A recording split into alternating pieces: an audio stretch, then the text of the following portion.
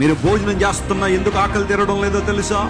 మీరు నీళ్లు త్రాగుతున్నా ఎందుకు దప్పిక తీరడం లేదో తెలుసా? మీరు బట్టలు కప్పుకుంటున్నా ఎందుకు చలి ఆగట్లేదో తెలుసా?